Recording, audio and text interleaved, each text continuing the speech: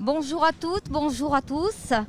Merci de nous rejoindre en direct sur Radio Topside pour la 6e édition du Café de l'Emploi. Alors je suis en compagnie de Stéphane Vascoul qui est le responsable du service jeunesse.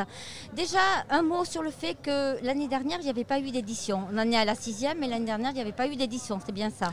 Alors c'est bien ça, et notamment parce que l'emploi ne s'y prêtait pas.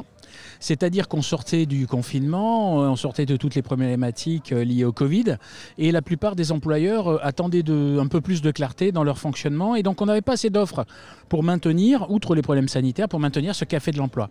Et cette année, c'est reparti, donc on est là avec grand plaisir. Donc expliquez-nous un petit peu le fonctionnement. Alors le fonctionnement il est très simple, c'est d'habitude on a plutôt un recrutement permanent avec le forum de l'emploi. Là ça concerne des offres d'emploi sur du long terme, plutôt des CDD longs ou des CDI. Là on est complètement sur une opération différente et c'est pour ça qu'on est au mois de mai, juste avant l'été, c'est-à-dire que ça permet aux employeurs qui n'ont pas encore trouvé toutes leurs équipes ou aux employeurs qui ont eu des désistements, de trouver des jeunes ou des moins jeunes, parce que c'est ouvert à tous, même si la priorité ce sont les jeunes, de trouver un job d'été et un emploi saisonnier. Alors c'est vrai qu'il y a peut-être un maximum, si j'ose dire, de propositions dans la restauration, mais pas que. Alors, il y a évidemment le secteur de l'hôtellerie-restauration. Alors, en plus, ils ont quand même beaucoup de mal à recruter parce qu'il y a une très, très grosse demande et il y a peu de personnes qui ont envie. C'est l'actualité d'ailleurs. Et actualité complète au niveau national, pas que sur notre littoral. Absolument. Voilà. Mais il y a aussi il y a 25 stands aujourd'hui. D'habitude, il y en a plutôt une quinzaine.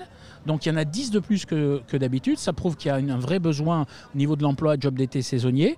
Mais il y a dans le bâtiment, il y a dans l'intérim, il y a dans le service à la personne.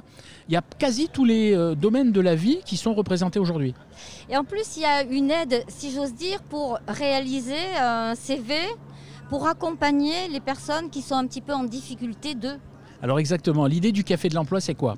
C'est d'essayer de prendre un café qui est juste derrière nous. Et en même temps, à côté de ce café, il y a un endroit où on peut rédiger son CV, l'imprimer, le corriger si besoin et l'ajuster à la demande de l'employeur qui est à 10 mètres. Et donc directement aller le rencontrer et être plus efficace en recrutement. Merci infiniment pour toutes ces explications qui sont nécessaires.